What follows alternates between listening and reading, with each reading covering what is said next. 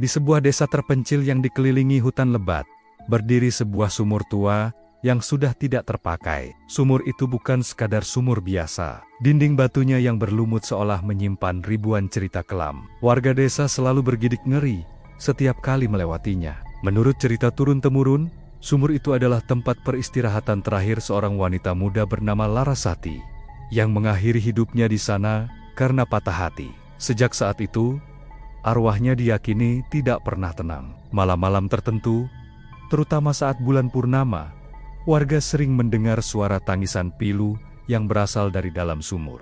Suara itu begitu menyayat hati, seolah memanggil siapa saja yang mendengarnya untuk mendekat. Beberapa orang yang penasaran dan mencoba mengintip ke dalam sumur, dilaporkan mengalami nasib tragis. Ada yang jatuh sakit secara misterius, ada yang menjadi gila, dan bahkan ada yang menghilang tanpa jejak. Desa pun diselimuti ketakutan. Puncaknya terjadi ketika beberapa anak kecil mulai bermain di dekat sumur itu. Mereka mengaku melihat seorang wanita cantik dengan gaun putih melambaikan tangan dari dalam sumur, mengajak mereka untuk ikut bermain. Khawatir akan keselamatan anak-anak mereka, para tetua desa akhirnya bermusyawarah. Mereka sepakat bahwa sumur itu harus ditutup untuk selamanya.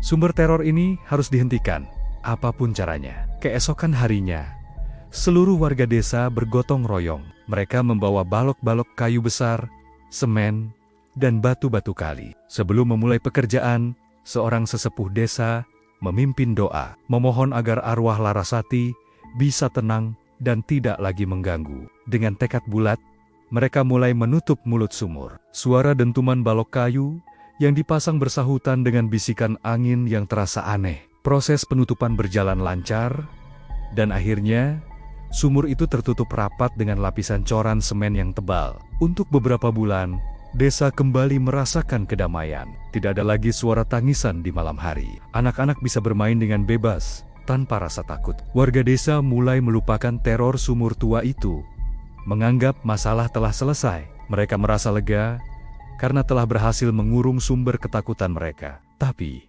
kedamaian itu ternyata hanya sementara. Suatu malam, saat hujan deras mengguyur desa, seorang petani bernama Pak Joko terbangun karena mendengar suara aneh. Awalnya ia mengira itu hanya suara angin atau dahan pohon yang patah. Tapi semakin lama, suara itu semakin jelas. Itu adalah suara tangisan pilu seorang wanita.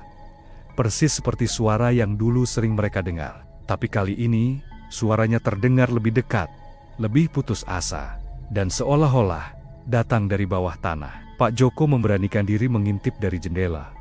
Matanya membelalak ngeri. Di tengah hujan lebat, ia melihat genangan air di atas coran semen penutup sumur itu beriak, seolah ada sesuatu yang berusaha keluar dari bawahnya. Dan dari riak air itulah, suara tangisan itu berasal. Bukan hanya Pak Joko, beberapa warga lain juga mendengar suara mengerikan itu. Malam itu, tidak ada yang berani tidur.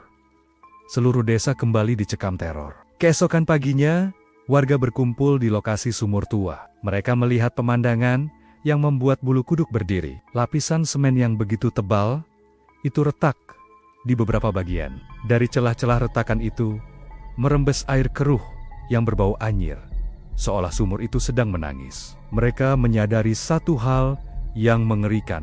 Menutup sumur itu ternyata adalah sebuah kesalahan besar. Mereka tidak mengurung arwah Larasati, tapi justru membuatnya semakin marah. Teror pun dimulai kembali.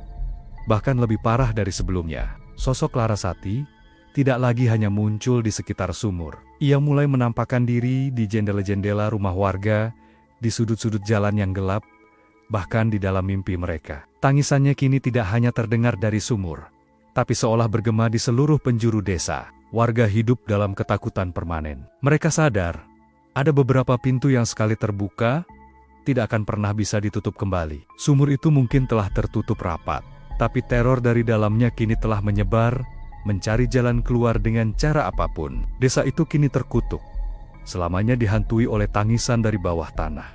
Terima kasih sudah menonton cerita ini sampai akhir. Jangan lupa untuk subscribe channel kami, agar tidak ketinggalan kisah-kisah menyeramkan lainnya. Nyalakan juga lonceng notifikasinya. Sampai jumpa di video berikutnya.